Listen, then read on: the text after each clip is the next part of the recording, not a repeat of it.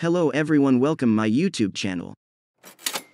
The Antoniv Bridge and the crossing were hit by the Armed Forces of Ukraine. The Antoniv Bridge and the crossing were hit by the Armed Forces of Ukraine October 21, 2022 to 10:50 in the evening of October 20. Another attack was made on the Antoniv Bridge and the crossing built by the invaders. 6 explosions rang out around 11 p.m., the Ukrainian publication, Most, reports.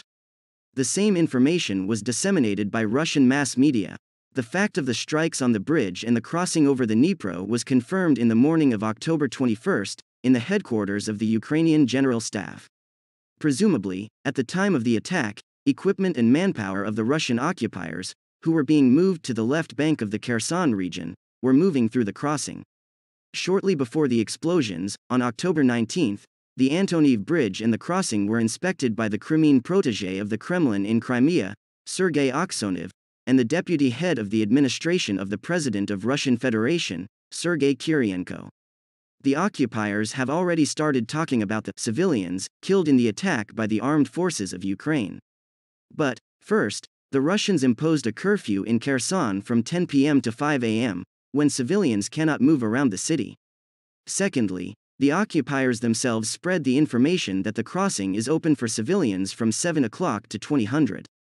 Collaborators with the government also reported that as a result of the attack by the armed forces of Ukraine on the bridge and crossing, 2 employees of the TV channel, Tavria, which was founded in Kherson after the beginning of the occupation, were killed. What the propagandists were doing near the Antonivsky Bridge before the gift from the Ukrainian military remains a mystery. Russia losing own position on international military aircraft market. Russia's aerospace leadership had planned to market the next-generation heavy fighter bomber, the Su-57, and its highly touted derivative the Su-75 to several foreign military buyers. After the invasion of Ukraine, those plans are ruined. According to the Defense News, the Su-57 suffers from a low production rate.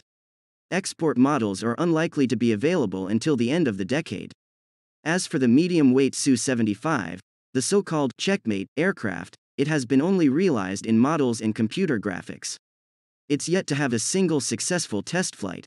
For foreign buyers, that leaves the Sukhoi 35, Su-35, the only Russian military aircraft in serial production. This is Russia's signature heavy fighter bomber, although its combat record over the skies of Ukraine is mixed. But even the Su-35 might not be successfully exported in any significant numbers this decade. Even before the Russian invasion of Ukraine, the Counter America's Adversaries Through Sanctions Act, CAATSA, was an important factor in deterring potential buyers of the Su-35 such as Egypt, Algeria and Indonesia. To discourage countries from buying Russian weapons and deny Russia the revenue from those sales, Congress passed third-party sanctions legislation to require the executive branch to sanction them if they did. Several countries have cancelled contracts to buy Russian weapons and sought equivalent defense capabilities from other countries rather than face the prospect of U.S. sanctions. Now the Ukraine war and ensuing sanctions are having a devastating impact on the Russian aerospace sector. Sanctions are crippling the Russian capacity to finish the development of, much less mass-produce, next-generation combat vehicles such as the Su-57 and Su-75. Many Russian manufacturers depend on imported advanced machine tools, and analysis of the remains of Russia's missiles, drones, and aircraft downed in Ukraine has revealed that they contain Western components and subsystems that can no longer be legally exported to Russia. Russia's aerospace forces also need to replace warplanes lost in combat, including some number of Su-35s. Indeed, the military reputation of the Russian aerospace forces has been badly tarnished by its poor performance during the invasion of Ukraine, and that is rubbing off on the aircraft. Even with a clear numerical and quantitative superiority over the Ukrainian Air Force, Russia has failed to gain any measure of operational or tactical superiority over the battlefield from the air. Furthermore, the military attractiveness of the Su-35 as a multi-purpose fighter bomber has been diminished since Russia has reportedly lost 2 squadrons in Ukraine due to various defects.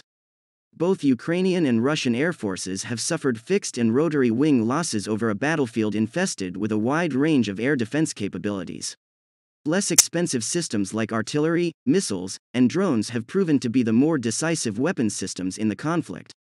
Reportedly, Russia traded more than 60 Su-35 to Iran in exchange for several thousand drones that they are now using to terrorize Ukrainian civilians and disabling elements of Ukrainian critical infrastructure. Squeezed by sanctions and pressed to replace Russia's destroyed equipment, Russia's aerospace sector isn't likely to have aircraft to sell, even if it wants to.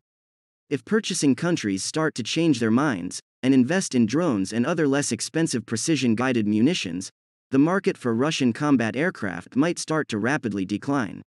All world leaders should make Russia understand that the terrorist attack on the Kakhovka HPP will be equated to the use of weapons of mass destruction.